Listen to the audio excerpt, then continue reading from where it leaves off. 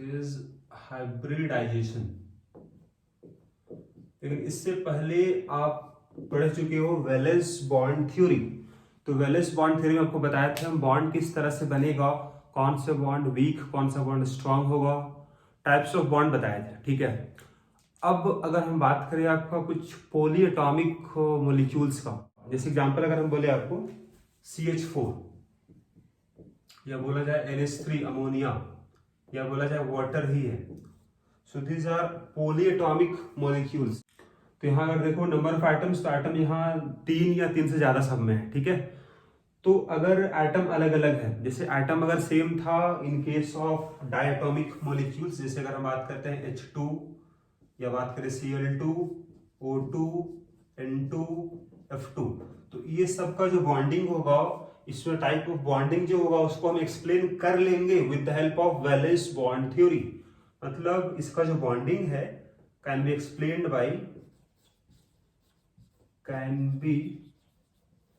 Explained by valence bond theory, और इसको हम एक्सप्लेन किए भी हैं। ठीक है, लेकिन अगर यहां बात करें हम बॉन्डिंग को, CH4, NH3, H2O, और ऐसा बहुत सारा मॉलिक्यूल्स होगा जिसका बॉन्डिंग को आप एक्सप्लेन नहीं कर सकते हो with the help of valence bond theory. तो यहां लिखोगे can not be explained by valence bond theory. इसीलिए यहां एक नया थ्योरी है दैट इज हाइब्रिडाइजेशन, यहां यूज होगा to explain bonding in poly atomic molecules. देखो यहां पर ध्यान दो आप, अगर बोले आपको हम CH4 का शेप कैसा होगा, तो अभी हम पढ़ चुके हैं आपका वेस्पर थ्योरी में, इसका शेप होगा टेट्राहेड्रल। अगर बात करें CH4 का, तो CH4 का शेप होता है टेट्राहेड्रल, और ये कुछ इस तरह का बॉन्डिंग होता है। जैसे अगर यहाँ 4 बॉन्ड है, तो 4 में से चारों बॉन्ड प्लेन में नहीं होगा। आप यहाँ देख ही रहे हो आप कि अगर हम ये 2 बॉन्ड अगर मानते हैं प्लेन में, तो एक बॉन्ड आपके तरफ होगा, एक बॉन्ड पीछे है। ठीक है, इसका मतलब यहाँ पर ये होगा कि अगर ये 2 अगर प्लेन में होगा, एक बॉन्ड प्लेन के बाहर होगा, एक बॉन्ड प्लेन के अंदर होगा। मतलब अगर ये बोर्ड अगर प्लेन हुआ, तो ये 2 बॉन्ड अगर प्लेन में है, on the plane of board, तो इस तरह से जो बॉन्ड हम दिखाएंगे ये आपका आउट ऑफ प्लेन होगा, आउट ऑफ प्लेन।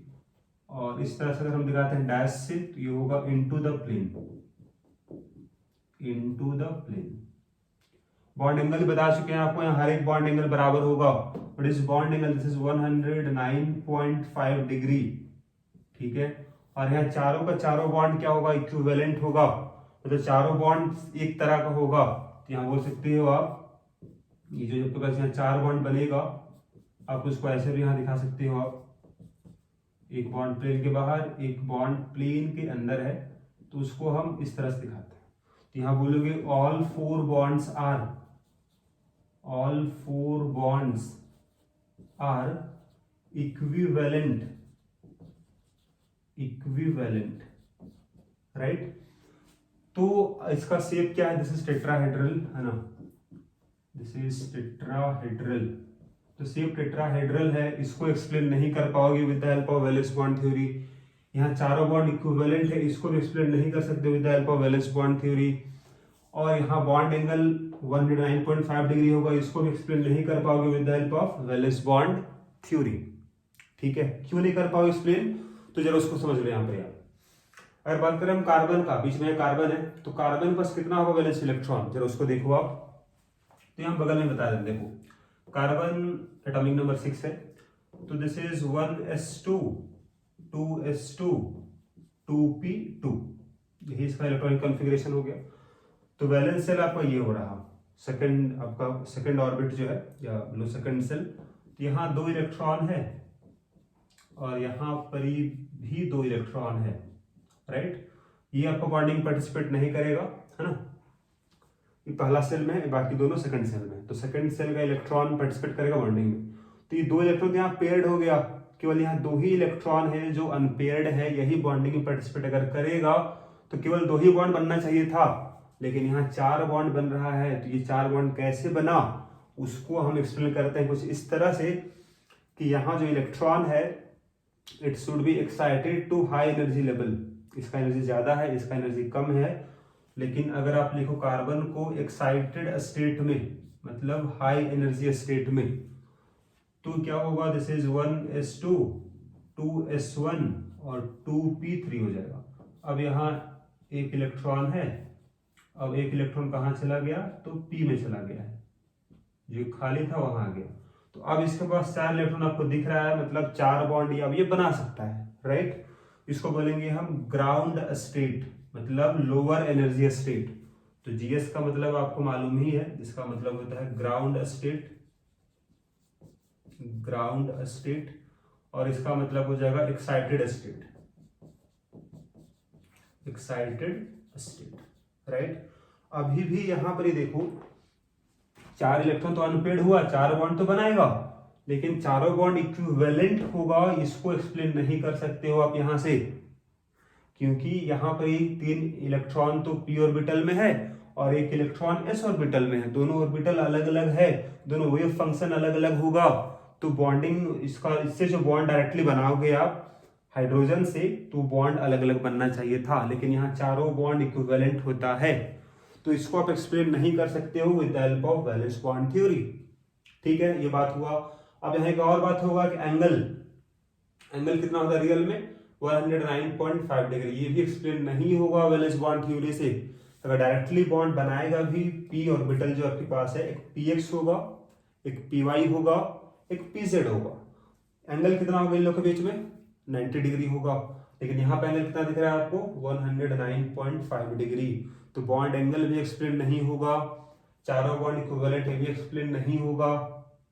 ठीक है, तो इसको हम एक्सप्लेन करते हैं with the help of hybridisation. ठीक है, तो अगर यहां बात करें हम लोग what is the meaning of hybridisation, तो यहां बोलोगे hybridisation is a hypothetical concept according to this atomic orbitals of same atom of comparable energy combine to form new set of orbitals known as hybrid orbitals having same energy, shape and size। इसका मतलब यहाँ पर ये होगा कि किसी एक atom का एटॉमिक ऑर्बिटल्स आपस में कंबाइन होगा, और वो आपका इस तरह से कंबाइन होगा कि जो नया ऑर्बिटल बनेगा उस सारे का एनर्जी बराबर हो चुका होगा, सबका शेप सेम हो जाएगा, साइज भी सेम हो जाएगा। जैसे एग्जांपल यहाँ देखो आप, अभी हम बात किए थे CH4 केस में, तो CH4 वाले केस में देखो आप, यहाँ पर कार्बन था, दिस इज 6, अगर इसको लिखते हैं ग्राउंड स्टेट में, तो कॉन्फ़िगरेशन क्या था, दिस इज 1s2 2s2 और 2p2 था, राइट। तो यहाँ 2 इलेक्ट्रॉन था और यहाँ पर आपके पास 2 इलेक्ट्रॉन था। एनर्जी अगर हम बात करें तो कुछ इस तरह का होगा, इधर अगर एनर्जी है तो सबसे नीचे होगा आपका 1s orbital, this is 1s orbital, 2 electron इसमें हो जाएगा। ठीक है, फिर होगा आपका 2s2 ऑर्बिटल, इससे ज्यादा एनर्जी होता है, यहाँ भी 2 इलेक्ट्रॉन है, राइट। फिर होगा 2p ऑर्बिटल, यहाँ भी 2 इलेक्ट्रॉन है, तो यहाँ पर 3 ऑर्बिटल होता है, 1 इलेक्ट्रॉन 1 इलेक्ट्रॉन, ये भी यहाँ पर दिख रहा है आपको। लेकिन अगर हम बात करें कार्बन को एक्साइटेड स्टेट में, ठीक है, अब यहाँ पर एक इलेक्ट्रॉन जो यहाँ पर यह है, that will be excited to high energy level, ठीक कुछ इस तरह दिखेगा आपको, 1s2 2s1 और 2p3। अब अगर यहाँ बनाओगे आप एनर्जी को, तो सबसे कम एनर्जी किसका है, 1s2, यहाँ पर 2 इलेक्ट्रॉन है, राइट। फिर होगा आपके पास 2s1 और 2p हो जाएगा 3, तो 2s में भी यहाँ पर 1 इलेक्ट्रॉन अब है, लेकिन इस वाले केस में अब यहाँ पर 3 इलेक्ट्रॉन होगा, 1 2 और ये 3। लेकिन अभी भी सबका एनर्जी अलग अलग है, 2s और 2p की एनर्जी अभी अलग अलग है। ठीक है, तो ये लोग आपस में क्या होगा, मिक्स होगा, मतलब हाइब्रिडाइज होगा। ठीक है, यहाँ पर हम ये बोल रहे हैं कि कार्बन जो सेंट्रल एटम है, उसी का जो एटॉमिक ऑर्बिटल है, they will hybridise, they will combine, वो आपस में मिक्स हो जाएगा। तो यहाँ पर कुछ इस तरह से दिखा सकते हो आप कि कार्बन का, इसको हम जरा फिर से ऊपर बना दे रहे हैं आपको, देखो एनर्जी था, सबसे नीचे होगा 1s2, बॉन्डिंग पार्टिसिपेट नहीं करेगा, फिर होगा 2s1, इसमें 1 इलेक्ट्रॉन अभी है, फिर होगा 2p3, इसमें आपके पास 3 इलेक्ट्रॉन है। अभी जो वैलेंस शेल आपके पास था उसमें इलेक्ट्रॉन एक है 2s में, 3 है 2p में। अभी एनर्जी सबका अलग अलग था, ठीक है। तो अभी बॉन्डिंग अगर करेगा अभी तो इक्विवेलेंट बॉन्ड नहीं बनेगा, चारों बॉन्ड का बॉन्ड एनर्जी सेम नहीं आएगा।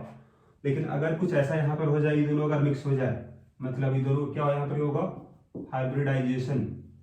हाइब्रिडाइजेशन का मतलब क्या होगा, मिक्सिंग ऑफ एटॉमिक ऑर्बिटल्स, आपस में मिक्स हो जाना। मिक्स होने के बाद क्या होगा कि एनर्जी बराबर हो जाएगा। मतलब मिक्स होने के बाद अगर हम यहाँ बना दें आपको डायग्राम वाले केस में, सबसे नीचे तो आपके पास 1s2 था, यहाँ ये तो हाइब्रिडाइज हुआ नहीं। हाइब्रिडाइज कौन होगा, विच हैव कंपेरेबल एनर्जी, तो ये दोनों का एनर्जी कंपेरेबल होगा। ये 3 और 1 4 है ना, 4 अगर आपस में मिक्स हुआ तो 4 बनेगा ऑर्बिटल, जिसको बोलेंगे हम हाइब्रिड ऑर्बिटल, ठीक है। तो 3 और 1 4, चारों मिक्स हुआ आपस में तो 4 बनेगा ऑर्बिटल। तो यहाँ चारों की एनर्जी अब बराबर होगा, ठीक है। तो यहाँ 4 ऑर्बिटल जो बनेगा, चारों का एनर्जी अब बराबर होगा।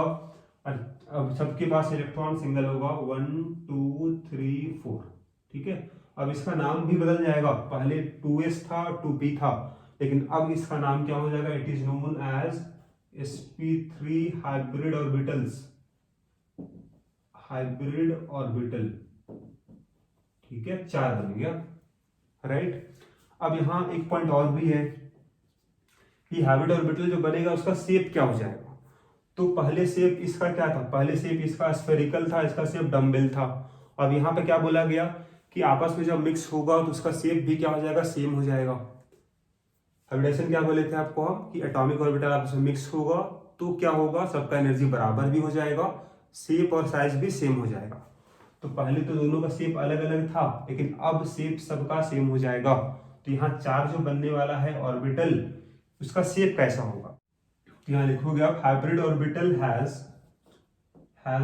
2 lobes, has 2 lobes of different phase, ठीक है।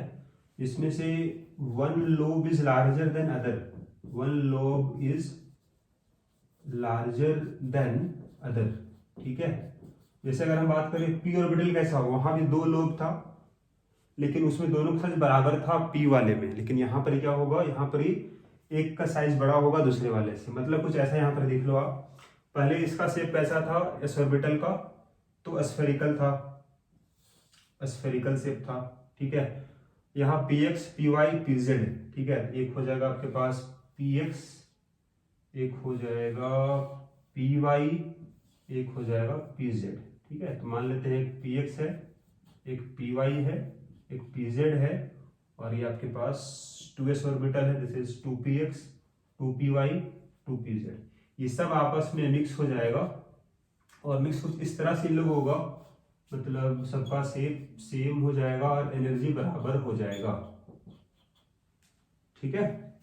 तो अब क्या होगा कि 4 जो था यहाँ पर, ही चारों मिक्स होगा तो 4 ही बनेगा, लेकिन उसका शेप जो होगा, क्या बोले आपको हम, 2 लोब तो होगा, लेकिन एक बड़ा होगा लोब, एक छोटा होगा, राइट। तो इस तरह से आपके पास 4 ऑर्बिटल बन जाएगा, राइट।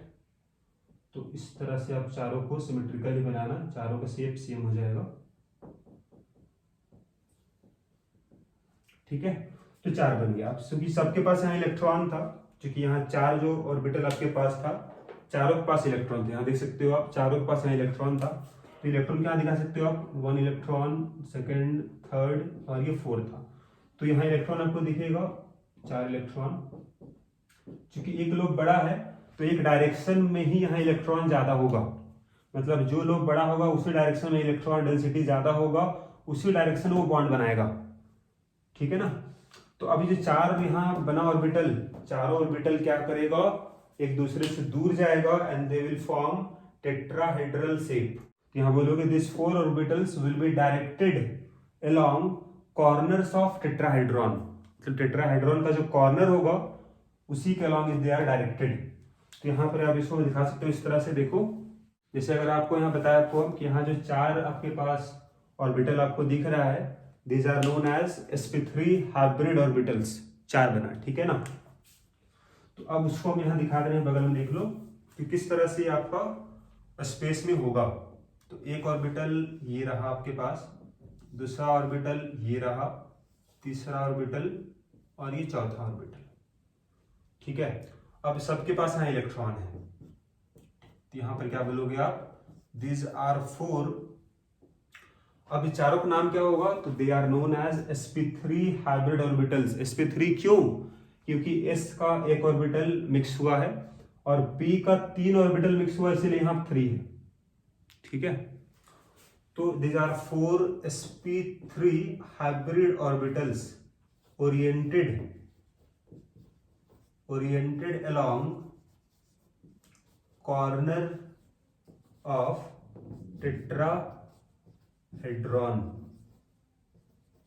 टेट्राहेड्रॉन। ठीक है, तो यहां आपके पास 4 ऑर्बिटल है और चारों का एनर्जी बराबर हो चुका है, चारों का शेप सेम है, तो अब चारों एक तरह का बॉन्ड बनाएगा 4 हाइड्रोजन के साथ। तो अब यहां सब एक्सप्लेन कर सकते हो कि बॉन्ड एंगल भी कितना हो जाएगा, क्योंकि टेट्राहेड्रॉन में है तो 109.5 डिग्री होगा। चारों की ऑर्बिटल अब सबका एनर्जी बराबर है, तो चारों जो बॉन्ड बनाएगा they will be equivalent, bond energy बराबर होगा। अब जो 4 आपके पास हाइड्रोजन था उसके पास कौन सा ऑर्बिटल होगा उसको देखो। तो यहां से आप बोल सकते हो इस वाले केस में आप कि 4 हाइड्रोजन एटम्स, जी हाँ 4 एटम आपको दिख रहा है CH4 में, 4 hydrogen atoms have 1s orbital. ठीक है, उसी का बॉन्डिंग होगा आपका ये चारों ऑर्बिटल के साथ। तो 1s का शेप आपका जानते हो आप, स्फेरिकल शेप होगा। अब हाइड्रोजन में कितना इलेक्ट्रॉन होगा, तो एक ही इलेक्ट्रॉन है, अब एक इलेक्ट्रॉन है तो वही यहाँ पर बॉन्डिंग करेगा। तो आप उसको यहाँ दिखा सकते हो इस तरह से आप कि ये आपके पास टेट्राहेड्रॉन बना था। अब 4 हाइड्रोजन, चारों के पास s ऑर्बिटल होगा स्फेरिकल। तो यहाँ 4 हाइड्रोजन जो है, चारों हाइड्रोजन का 1s ऑर्बिटल जो होगा उसके बीच में यहाँ कैसा बॉन्डिंग बनेगा, तो that will B axial overlapping, इसका मतलब सिग्मा बॉन्ड बनेगा। तो यहाँ 2 इलेक्ट्रॉन अब शेयरिंग में होगा, एक होगा हाइड्रोजन के पास और एक इलेक्ट्रॉन तो था ही इसके पास यहाँ पहले से। तो यहाँ चारों ऑर्बिटल के पास एक एक इलेक्ट्रॉन था और चारों हाइड्रोजन के पास भी एक एक इलेक्ट्रॉन होगा, तो यहाँ 2 इलेक्ट्रॉन सब में हो जाएगा। तो इस तरह से आपके पास दिस इज ऑर्बिटल डायग्राम यहाँ बन गया। This one is orbital diagram of CH4, right. यहाँ चारों बॉन्ड कैसा होगा, सिग्मा बॉन्ड होगा, सिग्मा बॉन्ड सिग्मा। ठीक है, इस तरह से बन गया, बीच में कार्बन है और ये सब हाइड्रोजन है, दीज आर हाइड्रोजन्स। बीच में कौन है, बीच में कार्बन है, राइट। तो कुछ इस तरह का बॉन्ड आपको देखने को मिलेगा। उसमें से हम तो बता ही दिए ज्योमेट्री क्या इसका होता है, एक बॉन्ड होता है प्लेन के बाहर, एक बॉन्ड होता है प्लेन के अंदर, ये हो जाएगा, और 2 बॉन्ड प्लेन में होगा, राइट। इस तरह से आपका CH4 है। अब बोला जाएगा इसका हाइब्रिडाइजेशन यहाँ पर क्या हुआ, तो हाइब्रिडाइजेशन यहाँ पर क्या हुआ है, sp3 हुआ है, क्योंकि s का एक ऑर्बिटल और p का 3 ऑर्बिटल आपस में मिक्स हुआ है, इसीलिए इसका नाम होगा sp3 hybridisation. So this hybridisation is known as sp3। s का एक ऑर्बिटल, p का 3 ऑर्बिटल आपस में मिक्स हुआ, इसीलिए इसका नाम होगा sp3 हाइब्रिडाइजेशन। ठीक है, अब इसके अलावा कौन कौन सा हाइब्रिडाइजेशन होगा उसको हम बताने वाले, लेकिन उससे पहले हम बात कर लेते हैं सम फीचर्स ऑफ हाइब्रिडाइजेशन। ठीक है, तो यहाँ नेक्स्ट देख लो आप some important features of hybridisation. तो यहाँ पहला पॉइंट होगा नंबर ऑफ हाइब्रिड ऑर्बिटल जो बनेगा that will be equal to atomic orbital hybridised. यहाँ बोलोगे आप number of hybrid orbitals is equal to number of atomic orbitals, number of atomic orbitals that get hybridised. ठीक है, मतलब जितने हाइब्रिडाइजेशन हुआ है उतना ही आपका हाइब्रिड ऑर्बिटल बन जाएगा।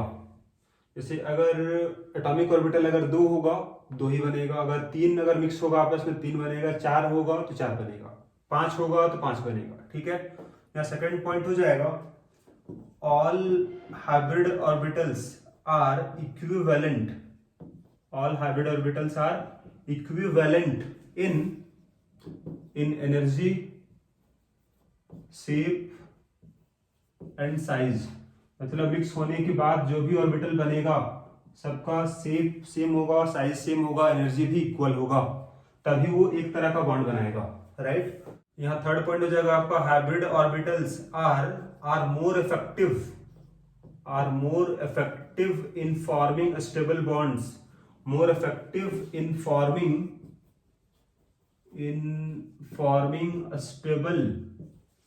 stable bonds than pure orbitals, मतलब प्योर ऑर्बिटल की तुलना में हाइब्रिडाइज्ड ऑर्बिटल जो होगा उसका बॉन्ड ज्यादा स्टेबल बनेगा। ऐसा क्यों? क्योंकि हाइब्रिडाइज्ड ऑर्बिटल वाले केस में बताया था इसका शेप कैसा होगा, तो दो लोब तो होगा लेकिन एक लोब छोटा एक लोब बड़ा। इसका मतलब ये हुआ अगर बड़ा लोब है मतलब सारा इलेक्ट्रॉन डेंसिटी एक तरफ ही होगा, अगर सारा इलेक्ट्रॉन डेंसिटी अगर एक तरफ ही होगा तो इसी तरफ से बॉन्डिंग करेगा और ज्यादा अच्छे से ओवरलैप कर पाएगा।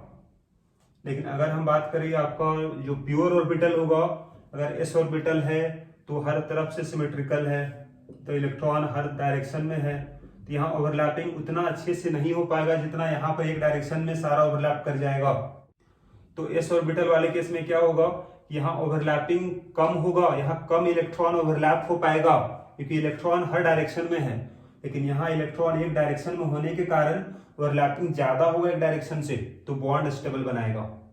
उसी तरह अगर हम बात करें पी ऑर्बिटल को भी, तो वो भी आपका इस तरह से था। अगर बात करें हम पी ऑर्बिटल का, तो इसका शेप भी सिमेट्रिकल इस तरह से था।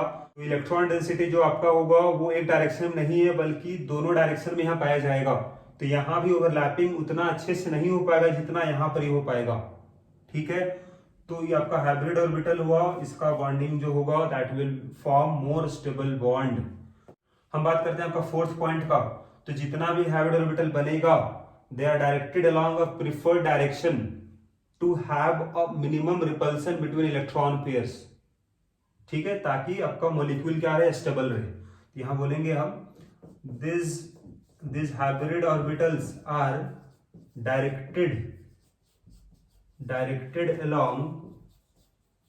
directed along a preferred direction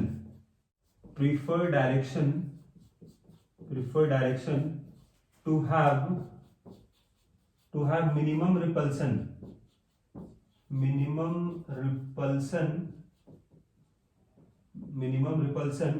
between electron pairs, minimum repulsion between electron pairs, ठीक है। कम रिपल्सन होगा मतलब ज्यादा स्टेबल होगा। तो ये सब कुछ पॉइंट है, इसको हम फॉलो भी किए थे, हम अभी बताए थे CH4 वाले केस में। तो वहां पर एटॉमिक ऑर्बिटल कौन कौन सा हाइब्रिडाइज हुआ था, एस ऑर्बिटल और पी ऑर्बिटल। एस का एक ऑर्बिटल था और पी का 3 ऑर्बिटल, तो 4 मिक्स हुआ था, 4 हाइब्रिडाइज हुआ था, 4 बना भी था, ठीक है। अब जितना बना था सबका एनर्जी सेम हो गया था, शेप साइज भी सेम हो गया था। Hybrid orbital are more effective in forming stable bond than pure orbital, ठीक है। कारण क्या होगा इसका, क्योंकि इसका ये सारा इलेक्ट्रॉन डेंसिटी एक डायरेक्शन में होगा, तो उसी डायरेक्शन से बॉन्डिंग करेगा, इसीलिए स्टेबल बॉन्ड बनाएगा, स्ट्रॉन्ग बॉन्ड बनाएगा। फोर्थ पॉइंट है जितना बनेगा hybrid orbital they are directed along a preferred direction, जिस डायरेक्शन में रिपल्सन कम से कम होगा इलेक्ट्रॉन पेयर के बीच में। जैसे बात करें CH4 वाले केस में वहां 4 ऑर्बिटल था, 4 जो उसका डायरेक्शन क्या हो गया था, दैट विल बी टेट्राहेड्रल का शेप में आ गया था, ताकि बॉन्ड एंगल मैक्सिमम था 109.5 डिग्री, तो वो ज्यादा स्टेबल कॉन्फ़िगरेशन आ गया था, ज्यादा स्टेबल स्ट्रक्चर बन गया था, ठीक है। नेक्स्ट हम बात कर लेते हैं what is the condition for hybridization. तो हाइब्रिडाइज कौन सा एटॉमिक ऑर्बिटल होगा, तो जो एटॉमिक ऑर्बिटल वैलेंस शेल में होगा, यहां बोलोगे आप atomic orbitals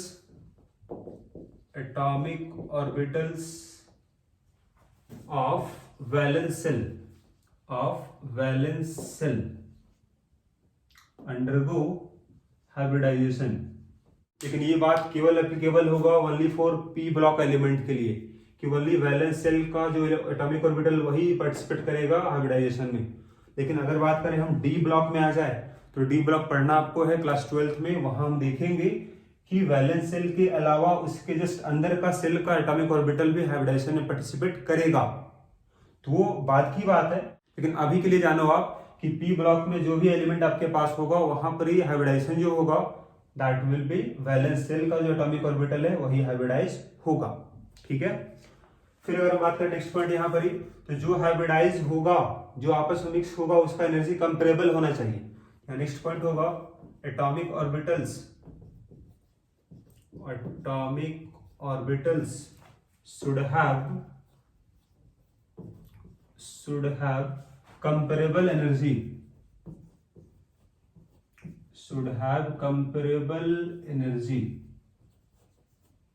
which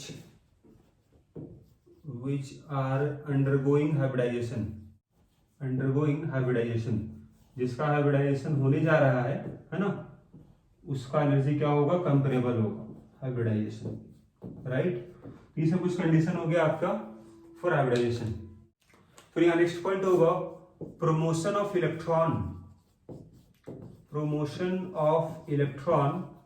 is not a necessary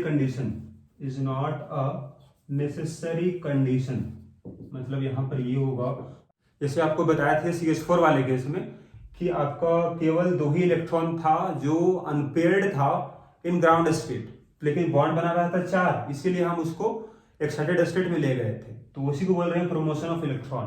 तो केवल वहीं पर ही होगा जहां पर बॉन्ड ज्यादा बन रहा है और अनपेयर्ड इलेक्ट्रॉन कम है।